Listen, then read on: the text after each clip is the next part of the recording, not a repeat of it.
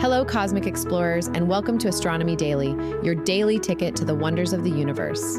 I'm Anna, joined as always by my co-host and fellow star chaser, Avery. It's October 24, 2025, and we've got a packed show today, diving into 5 stellar stories that span European space ambitions, Jupiter's heroic past, rings forming in real time, a massive new exoplanet, and SpaceX breaking records. Avery, you ready to blast off into today's news?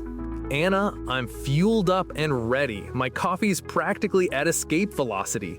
Let's get into it with some big moves in the European space industry that could reshape the cosmic landscape. First up, a major shakeup in European aerospace. Airbus, Leonardo, and Thales have signed a memorandum of understanding to create a new powerhouse company focused on space systems. This isn't just a merger. It's a bold step toward European autonomy in space tech, covering everything from satellites to deep space exploration modules. The details are out of this world, Anna. Airbus is taking a 35% stake, with Leonardo and Thales each holding 32.5%. They're combining Airbus's space systems and digital businesses, Leonardo's space division, including its stakes in Telespazio and Thales Alenia Space, and Thales' shares in those joint ventures, plus Thales SES. This new entity, set to launch in 2027 pending regulatory approval, will employ around 25,000 people and generate about 6.5 billion euros in revenue by the end of this year. That's a massive operation. The goal is to deliver end-to-end solutions for telecommunications, navigation, Earth observation, scientific missions, and even national security, though launchers like Ariane aren't part of the deal yet. The CEOs of all 3 companies said it best. By pooling our talent, resources, expertise, and R&D capabilities, we aim to generate growth, accelerate innovation, and deliver greater value. And let's not forget the European Space Agency's take. ESA Director General Joseph Aschbacher called it very good news, saying it could make Europe a stronger global player while ensuring fair competition in ESA's procurement. Anna, these companies already contribute to NASA's Artemis program and the ISS. Could this merger mean even bigger things for astronomy, like advanced telescopes or better data relays? Absolutely. A unified European space entity could streamline innovation, maybe giving us sharper tools to peer into the cosmos. It's a reminder that the tech behind our stargazing is just as critical as the discoveries themselves. Let's keep an eye on how this shapes up. Now, let's rewind billions of years for a story that's frankly mind-boggling. New research from Rice University shows that a young Jupiter may have saved Earth from spiraling into the sun. Published in Science Advances, this study uses advanced simulations to reveal how Jupiter's early growth sculpted the solar system we know today. Here's the scoop. As Jupiter grew at about 5.4 AU, that's astronomical units, or Earth-Sun distances, it pulled in gas, creating spiral arms and shock waves in the protoplanetary disk. Those waves cleared out gas in the inner solar system 7 times faster than without Jupiter, forming a gap that stopped rocky planets like Earth and Venus from migrating inward toward a fiery doom. Lead researcher Andre Isidoro explained that Jupiter's growth created pressure bumps in the disk, trapping dust and allowing Earth and Venus to form stably at about 1 astronomical unit. This process took just 300,000 years, lightning fast in cosmic terms. Co-author Baibov Srivastava added that Jupiter protected the inward-outward solar system material separation, which explains why our solar system lacks the super-Earth pileups seen around other stars. ALMA observations of young star systems back this up, showing similar ring and gap structures in their disks. Isidoro also tied this to chondrite meteorites, which formed 2-3 million years later, saying Jupiter itself created the conditions for their late birth. Avery, this makes me wonder, is our habitable zone a cosmic fluke thanks to Jupiter's early hustle? It's wild to think about, Anna. Without Jupiter playing cosmic bouncer, Earth might not be here. This also reshapes how we hunt for habitable exoplanets. Maybe gas giants are key to stable, rocky worlds. Could this guide where we point JWST next? Definitely. It's a clue that habitable systems might need a Jupiter-like protector. This one's got me rethinking how lucky our solar system really is. Closer to home, astronomers have made history by observing rings forming around a solar system object in real time for the first time. The star of the show? 2060 Chiron, a centaur, a hybrid comet asteroid orbiting between Saturn and Uranus.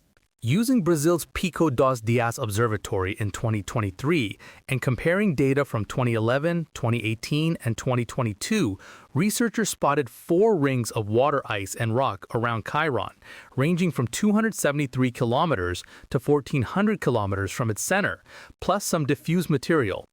Likely triggered by a recent collision, this evolving system makes Chiron the 4th known ringed small body, joining Chiriclo, Haumea, and Coar.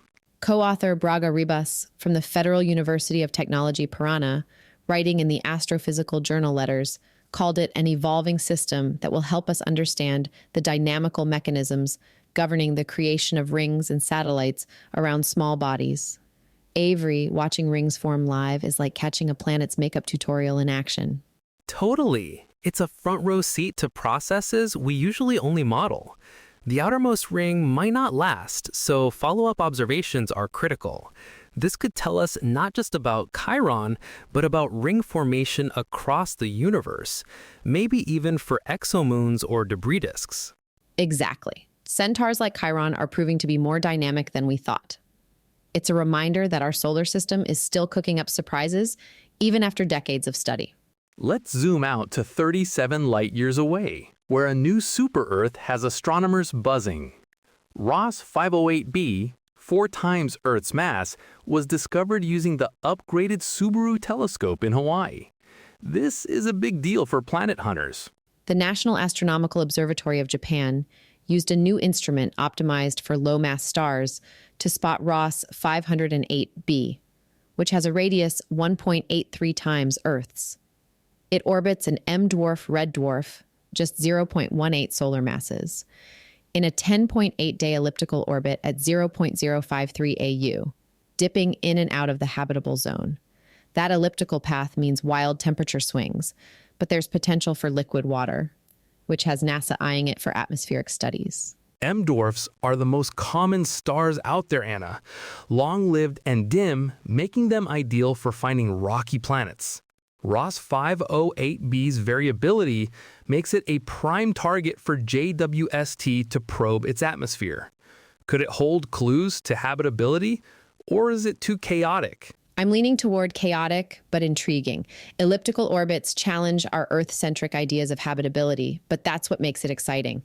As the first planet found with this new Subaru tool, it's a sign we'll see more super-Earth soon. Avery, does this make you hopeful for finding nearby worlds we could study in detail?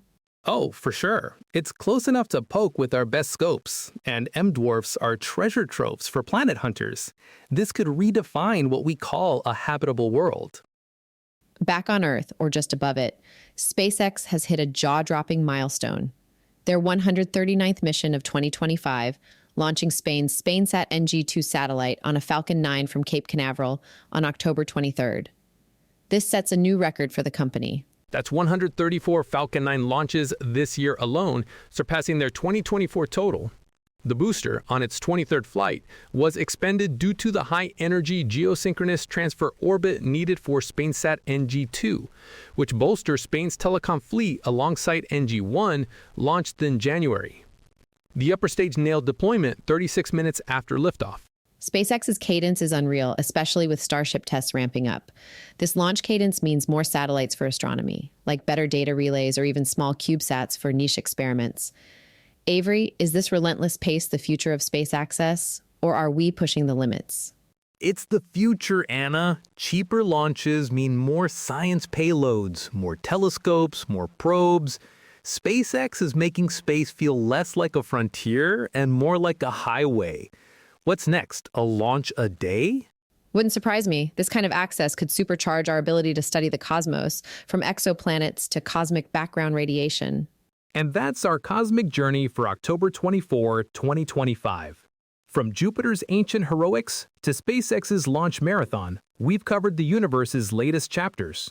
Thanks for tuning in to Astronomy Daily. We love having you along for the ride. Couldn't have said it better, Avery. If you enjoyed today's episode, hit that subscribe button, leave us a review, and let us know on social media. Which story sparked your curiosity? Join us tomorrow for more cosmic updates. I'm Anna. And I'm Avery. Keep looking up and clear skies, everyone.